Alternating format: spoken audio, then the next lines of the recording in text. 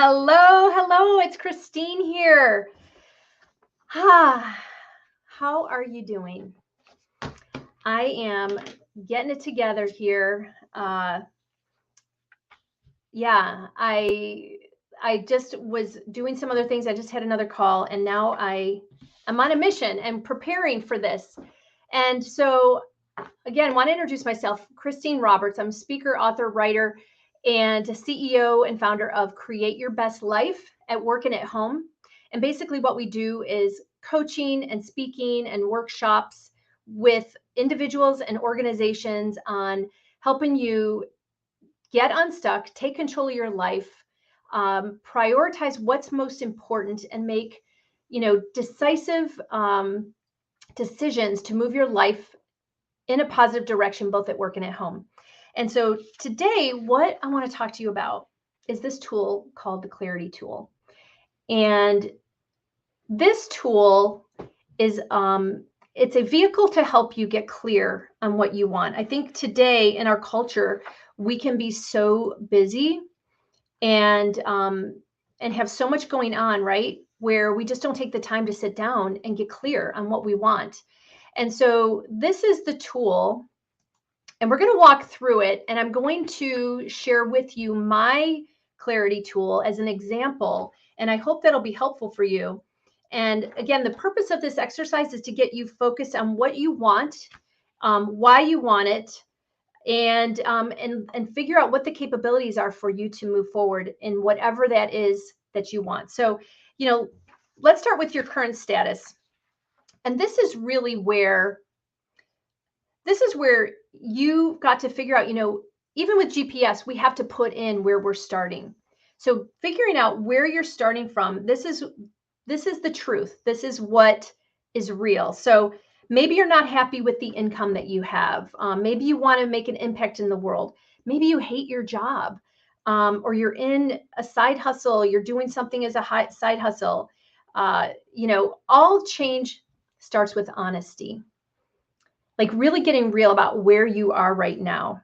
I mean, you could be feeling pain and you're uncomfortable in a certain area of your life. Maybe it's your health. Maybe it's your relationships. Maybe it's your finances. And you really need to figure out where you are today. For me, my current state was that I was working in a job that was not fulfilling.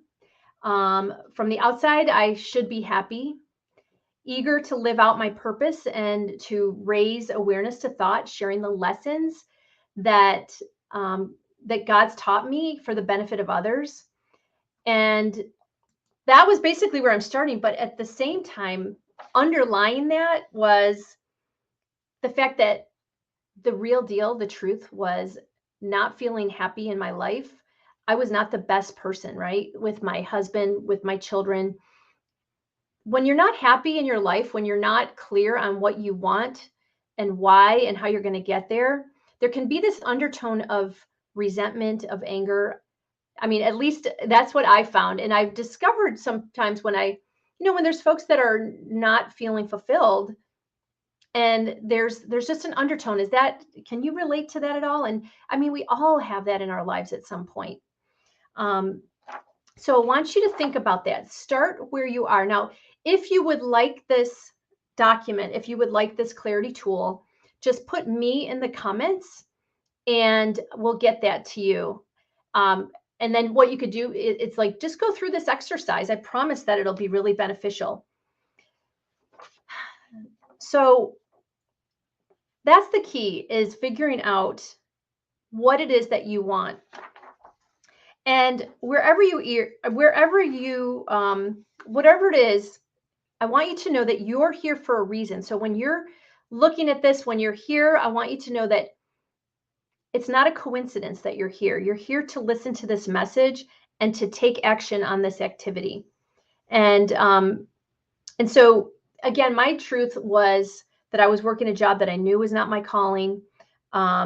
Because I was so unfulfilled, there was that undertone of anger. And so thank goodness I have a super supportive husband, because when everything happened over the pandemic and with my job and the reorg, and things just went away, right?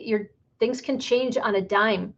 What was great is that I was able to have a supportive husband that would support me in what I'm doing now, which, creating coaching programs. I work with corporations, I work with individuals, and now I'm able to do what I love, which is be here with you. So think about your current situation.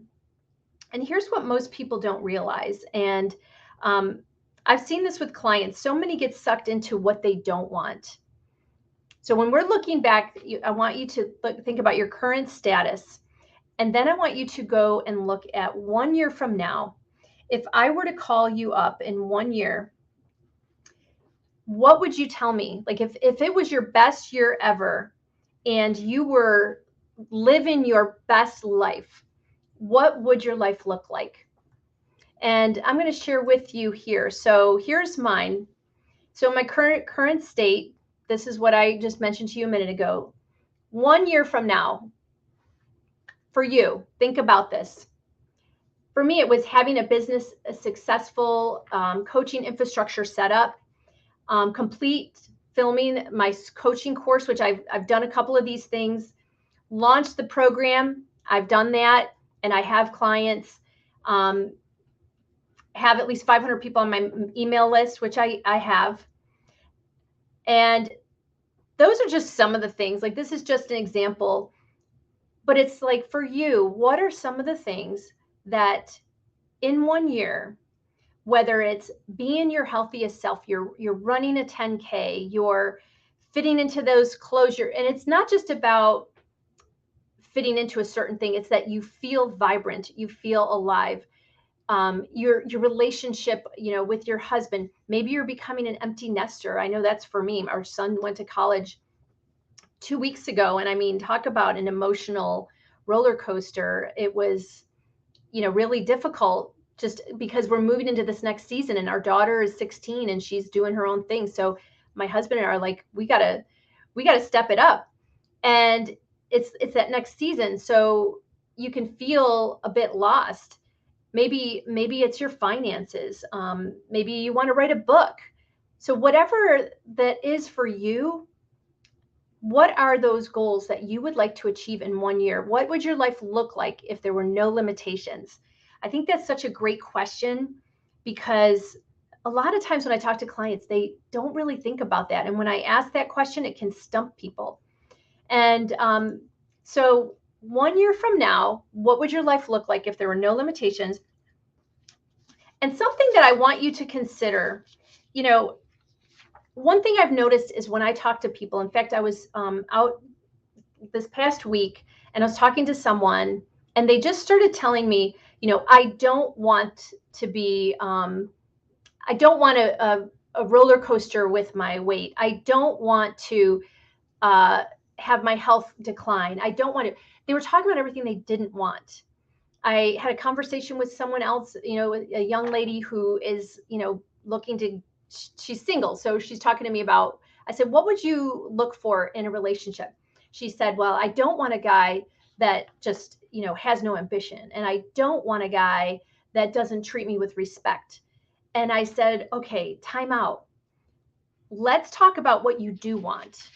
And I think that we can easily get into that place of talking about what we don't want, right?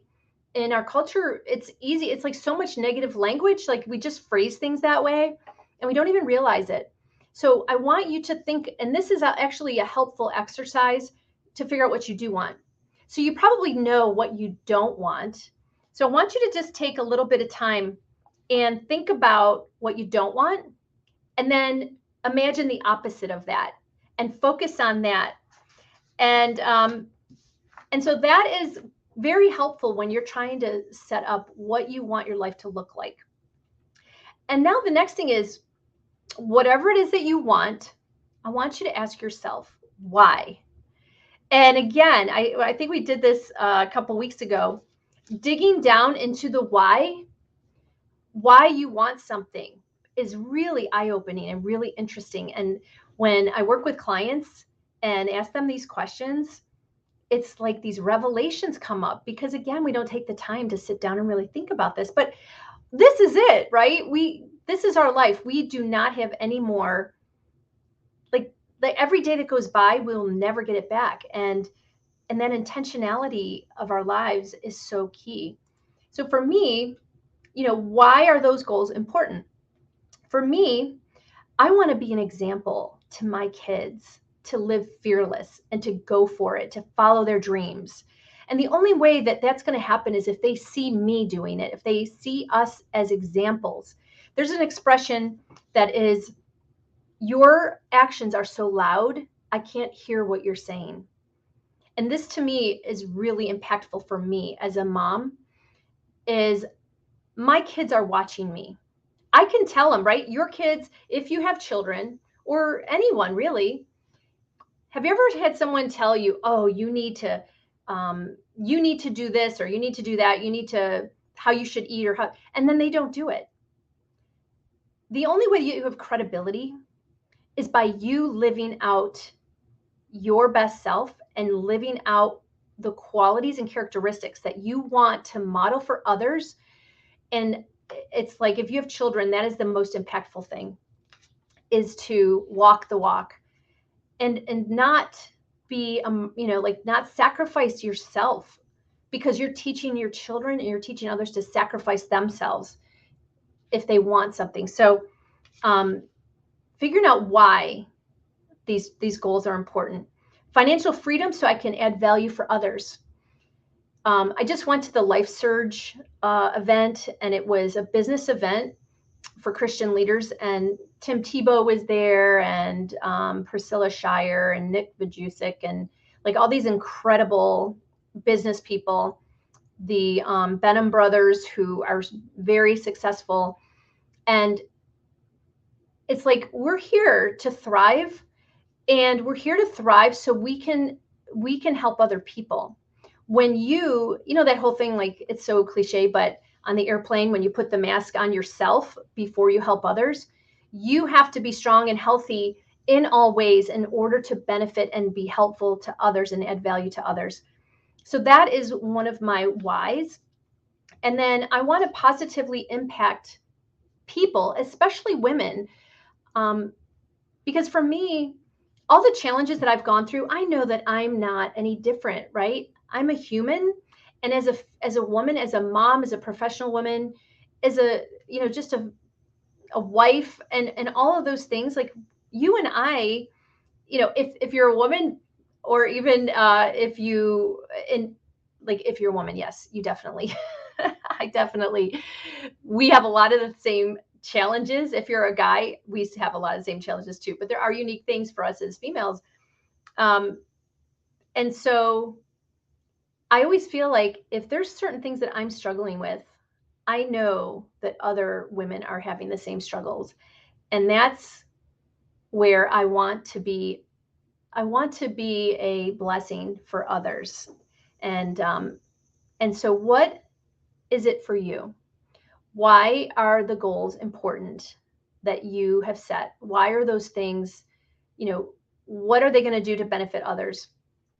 And then finally, what are the capabilities that are needed to achieve those goals? So, like, for me in my business, it's learning about online marketing technology platforms. It's a lot of stuff that I haven't learned before. Delegating anything that doesn't serve me. And this, I think, can apply to everybody. For you, for everybody, delegating the things that don't serve you is so key. I think one of my observations with clients is that a lot of times you need permission. When I work with clients and they don't, and it's so easy because, sometimes we can be people pleasers. We want to do everything for other, we want to do a lot of things, but then we can't do so many things that you sacrifice yourself. Like I was mentioning before, being a role model to others. And so figuring out what can you take off your plate? What are things that, other people are really great at that you don't enjoy? Because we all have our gifts. So there's this saying, celebrate the gifts God gave others and leverage the gifts God gave you.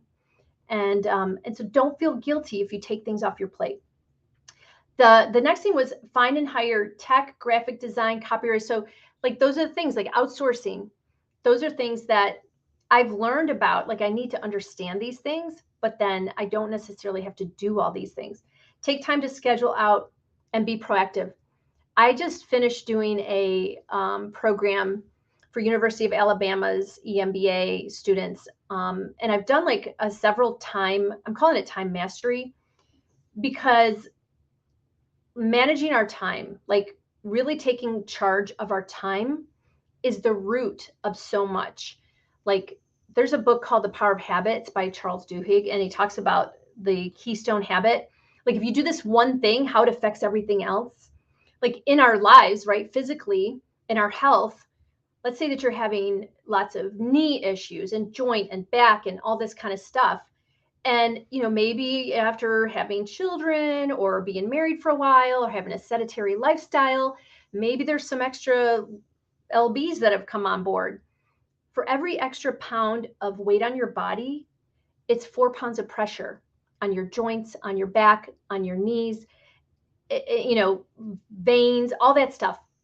So what's a keystone habit? Let's just say that you know that baby weight is still there, like, and you're having all these different issues. What's a keystone habit? Focus on getting those LBs off of your body and eating healthier. If that happens, what's going to happen? All of these other positive things are going to result. So it's like just focusing on that one thing. And so it's like with time management, time mastery, that is something that when we set boundaries and when we block our time and we get really intentional with our time, that positively affects so many other things, where we can accomplish the things that we want to accomplish that are the most meaningful, where we can focus on our goals and the things that are the most important. So those are the capabilities. And for you, what are the capabilities that you need? Say that you want to write a book. What are the capabilities? Maybe you join a book club. Maybe you find a partner to write, to edit your stuff, or to be an accountability partner. Maybe it's your business and you need somebody in a certain expertise. So you focus on getting with, like on here, I put a copywriter. Maybe it's your finances. Maybe you want to improve your finances and you need to go check out Dave Ramsey's, Financial Peace. Whatever that might be, everything is available in our world. And so it's like seeking out what it's going to take to get that accomplishment.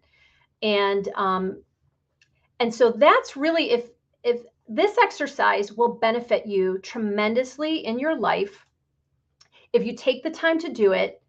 And you can watch the replay of this. Let me know if you would like this tool, or you can just write down 4 squares and write these things out. But these things will benefit your life. And again, if you're here for a reason. And I pray that you will take the time to do this, because this is it. This is our life. Every day that goes by, it's like, how can we create our best life, create your best life, to live intentional, to, so at the end of the day, you have no regrets. If you want any assistance, if you have any questions, feel free to reach out to me. We're doing free consultation calls, or go to my website, christinemroberts.com, and we have a mindset quiz that you can check out. But I hope that you will take the time to do these things, and I will look forward to seeing you soon. Go out and create your best life, and take care. Bye-bye.